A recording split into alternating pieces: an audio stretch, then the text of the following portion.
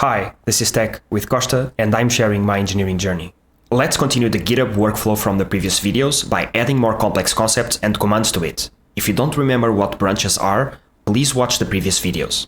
Now imagine the README file is very sensitive and a lot of people are contributing to it. We might want to change it first on a different branch than main for precaution, then add, commit, and push changes to that branch, and finally merge that branch into main with a pull request. A pull request is a way to propose changes to a project on platforms like GitHub. It asks for review and potential merging of your changes into the main codebase. Let's do that, for example, to improve the README file. So git branch, we only have the main branch. Let's create a new one, git branch, give it a name. I will call it improve readme, git branch again. Now we see the new branch. Let's go into it by typing git checkout improve readme, switch to branch improve readme, git branch. Now you see that the improve readme is green and it has the asterisk.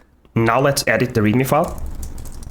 Let's add a new line. Awesome. Control X, Y, enter. Now let's add all changes and commit with a single command. Let's type git commit -a to stage everything in the directory, -m to include a message, and let's type improve readme.md. Enter. One file changed, one insertion, then git status.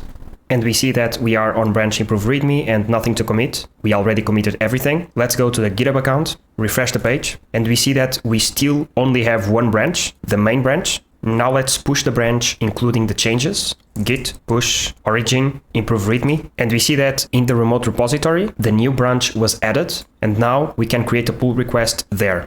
Let's go back to the browser, and we see already that improve readme add recent pushes. Refresh the page, and now we have two branches, the main one and the improve readme. Let me open the improve readme one, and you see that the new line has been added. Now let's compare and pull request. The title is automatically filled in with the commit message. It's able to merge into the main branch without conflicts. Go a bit down. The only changes are in the README file, and it's only this new line. Let's create a pull request.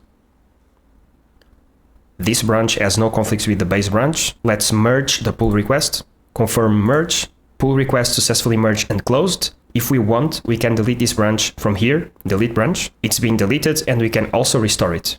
Let's go back to the code. We only have one branch, and you see that it already contains the new change because we merged. If we go back to the terminal, we can run git branch again, and we still see the improve readme branch. The operation in the browser just deleted the branch remotely, so we still have the branch locally in our machine. Git check out main, switch to branch main, git branch. Now we are in main. Let's delete the improve readme branch by typing git branch -d to delete, and then improve readme.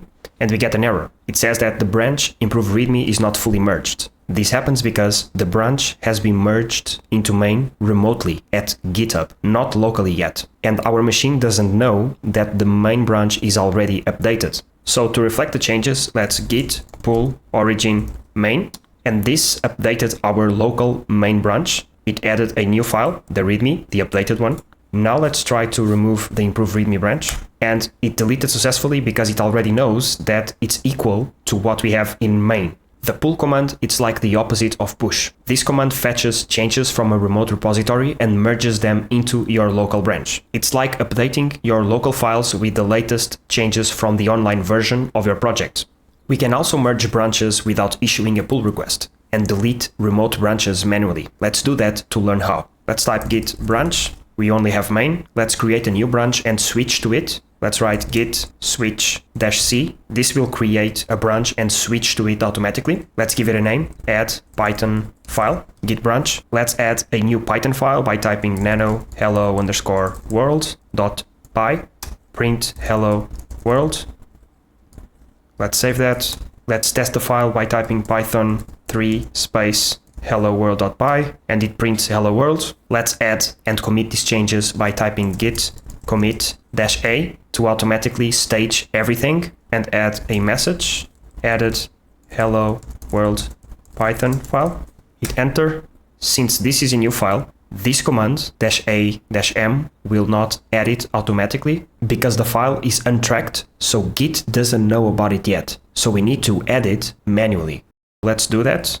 Git add dot git status. Now we have the new file. Let's git commit -m with the message, and let's git push origin add Python file. It's pushed. Let's go to the browser, refresh it. We see the new branch. Let's git checkout to main and git merge add Python file. In our local main branch, we should have the new file, helloworld.py. Let's check that by typing L, and here it is. Let's refresh the browser again. The main branch still doesn't have it. We need to push it now. Git push. Refresh the page, and we have the new file. Let's go to the commits list, added hello world Python file, print hello world. Let's write git branch. Now let's delete the add Python file branch in the remote repository by typing git push origin -d to delete the branch, add Python file, delete it, refresh this. The branch has been deleted. We still have it locally. Let's also delete that. Git branch -d add Python file. It's been removed. That's it. Now let's see the commits log, git log. In the following videos, we are going to customize our terminal to improve Git workflows and Linux interactions.